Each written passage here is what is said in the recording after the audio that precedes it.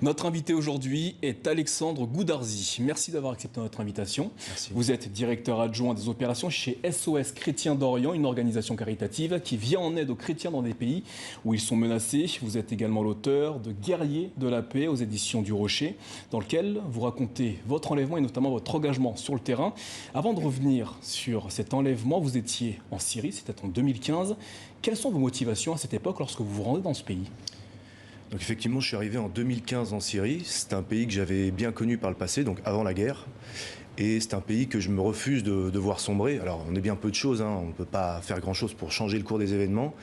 Mais voilà, j'étais jeune quand il y a eu le même type de situation qui s'est produit en Irak. J'ai aussi été triste pour ce qui se passait en Libye. Et concernant la Syrie, j'avais pas envie de rester inactif, j'avais pas envie de rester à fulminer depuis mon canapé.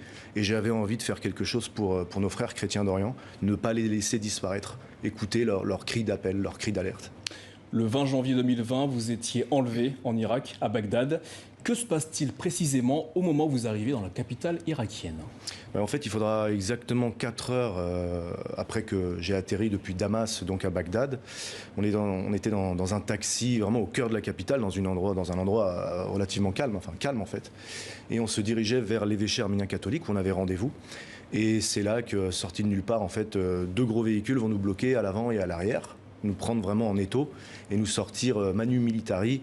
Voilà, les types sont costauds, tenue de guerre, etc. Et à ce moment-là, vous comprenez que c'est un enlèvement ? Ouais, en fait, on pense à un contrôle musclé, un contrôle de la police. On ne pense même pas que c'est pour nous. On comprend que c'est pour nous très rapidement. On pense qu'il y a une erreur. Puis on comprend en fait qu'on se fait enlever et que même s'il y avait une sirène pour nous bloquer, c'est du matériel militaire, policier, que même les terroristes peuvent s'échanger entre eux. En fait, tout est flou. Ça fait 40 ans qu'il y a la guerre, dont 20 ans de chaos.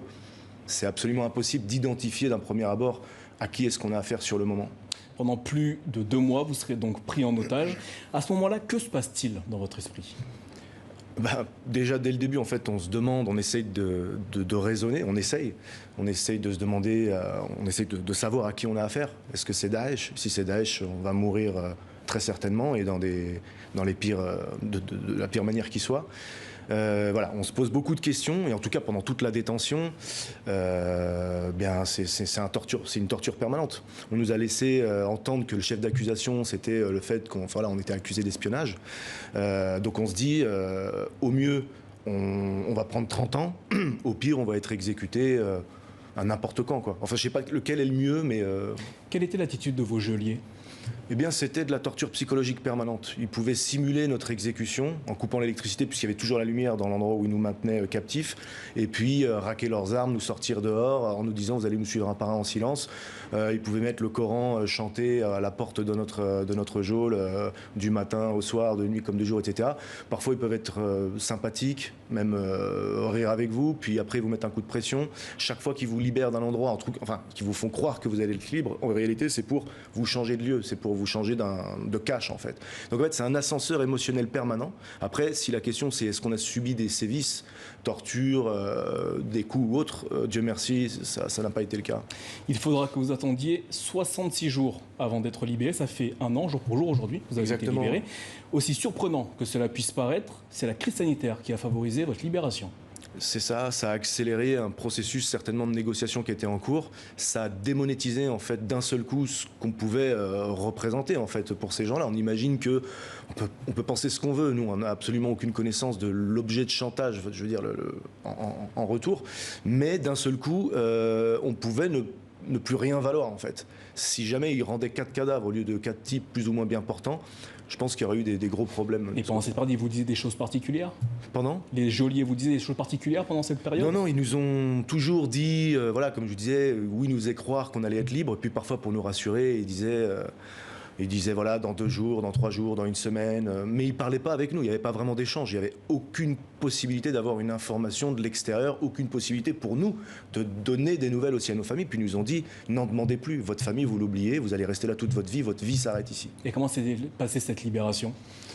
Eh bien, un jour, ils sont rentrés dans la cellule et celui qui avait autorité vraiment sur tous ces hommes-là, un type en général qui ne parle pas pour rien dire, nous a dit, voilà, à compter d'aujourd'hui, d'ici 1 semaine, vous êtes de retour dans vos familles. Et là, il commence à nous parler du corona. Et comme je vous l'ai dit, à chaque fois qu'il nous disait qu'on allait être libre, il nous racontait n'importe quoi. Eh bien, cette fois-ci, on se dit que c'est n'importe quoi. Et puis, ils nous montrent la BBC. Ils nous mettent une chaîne, ils nous montrent la télé. Et là, on voit les capitales européennes qui sont vides, les mesures sanitaires, etc. Et on comprend en fait que c'est vrai. Et on se dit effectivement, de cette mort internationale viendra notre salut. Quel regard portez-vous aujourd'hui sur ce qui vous est arrivé ? Bien, nous, on a toujours on travaille dans l'humanitaire. Si on devait travailler dans des zones pacifiques, ça se saurait. Voilà, l'humanitaire, c'est le risque à prendre. On regrette rien dans le sens où on a fait notre devoir, on a fait ce qu'on devait faire. On avait tous les signaux verts quand on est parti. On a vraiment pris toutes les mesures, toutes les précautions auprès des autorités politiques, etc. Donc voilà, c'est arrivé, mais il y a eu un véritable travail intérieur, un vrai travail spirituel. Moi, je parle de cette captivité souvent comme une espèce de retraite ignatienne carabinée, parce que c'est le moment de faire le point, surtout sur sa vie et sur sa foi en Dieu. Et franchement, j'ai été gâté à ce niveau-là. Voilà, c'était un mal pour un bien, ou de ce mal-là, un grand bien est ressorti. Voilà.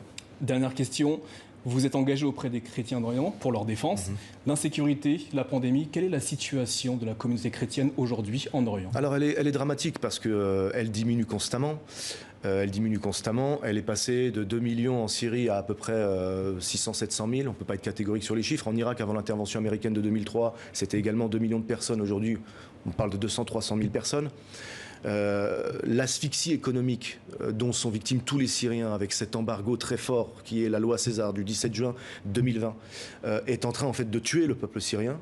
On prétexte que c'est pour plier le gouvernement, mais en réalité c'est comme d'habitude, hein, c'est ce que fait un embargo, c'est en train de tuer le peuple syrien et ça va faire revenir Daesh. Donc je suis très sceptique en fait sur la méthode et j'ai peur pour les chrétiens qui vont voir en fait le terrorisme se nourrir en fait de ce fléau, de cette asphyxie économique. Merci Alexandre Goudarzi. Votre livre Guerrier de la paix est disponible aux éditions du Rocher. Merci de votre fidélité.